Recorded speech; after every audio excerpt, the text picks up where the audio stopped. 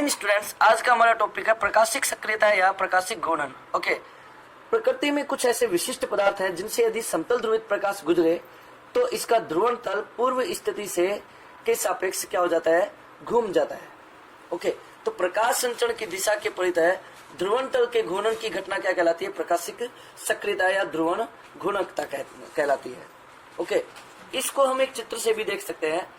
एक ध्रुवक है, ध्रुवक से निर्गत प्रकाश समतल ध्रुवित प्रकाश है और समतल ध्रुवित प्रकाश को जब विश्लेषक से गुजारा जाएगा तो निर्गत प्रकाश की तीव्रता क्या मिल रही है, आप देख सकते हैं। ध्रुवक से निर्गत प्रकाश समतल ध्रुवित प्रकाश है और समतल ध्रुवित प्रकाश को विश्लेषक से गुजारा तो निर्गत प्रकाश की तीव्रता 0 है।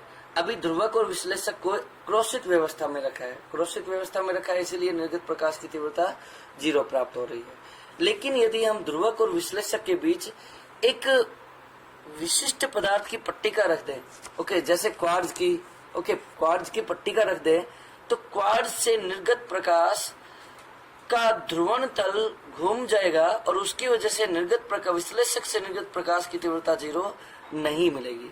ओके, तो क्वार्ट्ज इस प्रकार का एक क्रिस्टल है, इस प्रकार का एक पदार्थ है जिससे यदि समतल ध्रुवित प्रकाश गुजरे तो समतल ध्रुवित प्रकाश का ध्रुवण तल अपनी पूर्व स्थिति के सापेक्ष घूम जाता है। इस घटना को प्रकाशिक सक्रियता या प्रकाशिक घूर्णन कहा जाता है। प्रकाशिक सक्रिय पदार्थों के एग्जाम्पल्स हैं जैसे चीनी का घोल, NaCl, तारपीन का तेल आदि। और प्रकाशिक सक्रिय पदार्थ भी ध्रुवक भी दो प्रकार के होते हैं, दक्षिणावर्ती ध्रुवक और वामावर्ती ध्रुवक।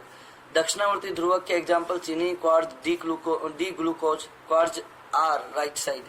और वामावर्ती ध्रुवक कौन से हैं, तारपीन और क्वार्ट्ज L। ओके, ध्रुवण घूर्णक या प्रकाशिक सक्रियता के लिए नियम, ये नियम किसने बनाए हैं, बायो-सावर्ट ने बताए 1815 में। ओके, और बायो-सावर्ट के अनुसार घूर्णन कोण का मान सक्रिय माध्यम में तय की गई दूरी L के समानुपाती, विलयन की सांद्रता के समानुपाती और प्रकाश की तरंगदैर्ध्य के वर्ग के व्युत्क्रमानुपाती होता है। ओके, विभिन्न घूर्णक माध्यमों से यदि समतल ध्रुवित प्रकाश गुजरे तो कुल घूर्णन कोण कितना होगा, सभी माध्यमों से घूर्णन कोणों के जोड़ के बराबर। ध्रुवण घूर्णन की व्याख्या करने के लिए फ्रेनेल ने सर्वप्रथम सिद्धांत दिया और फ्रेनेल की व्याख्या इस तथ्य पर आधारित थी कि एक रैखिक कंपन समान आवर्ती व आयाम के दो विपरीत दिशीय वृत्तीय ध्रुवित कंपनों के तुल्य होता है।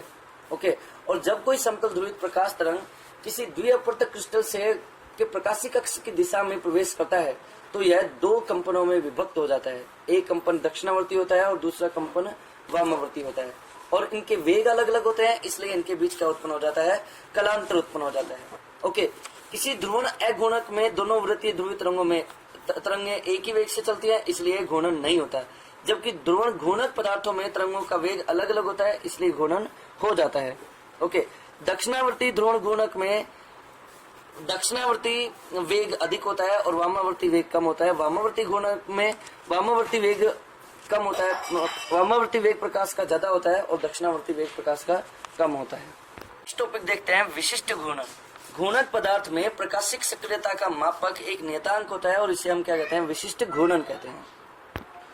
ठोस पदार्थों के लिए घूर्णन कोण का मान प्रकाश द्वारा तय की गई दूरी के समान पर डिपेंड करता है और घूर्णन कोण प्रकाश द्वारा ठोस में तय की गई दूरी के समानुपाती होता है। थीटा समानुपाती L, तो यहाँ से S बराबर रहेगा थीटा बाय L और S को ही हम ठोस का विशिष्ट घूर्णन कहते हैं, जिसका मात्रक ठोस पदार्थों का विशिष्ट घूर्णन प्रकाश की तरंगदैर्ध्य और पदार्थ के ताप पर निर्भर करता है। द्रवों के लिए ध्रुवण को विशिष्ट घूर्णन का मान कंपैरेटिवली अधिक लंबाई पर होता है। ओके, द्रवों में ठोस के सापेक्ष समान लंबाई द्वारा ध्रुवण तल का घूर्णन बहुत कम होता है, अर्थात अधिक लंबाई पर घूर्णन हो पाता है। द्रवों के लिए थीटा समानुपाती LD होता है और जहां पर D क्या होता है, द्रव का घनत्व है। ओके, तो यहाँ पर और विलयनों के लिए विशिष्ट घूर्णन होता है theta by L into C। चीनी सबसे सामान्य ध्रुवण घूर्णक है। ओके।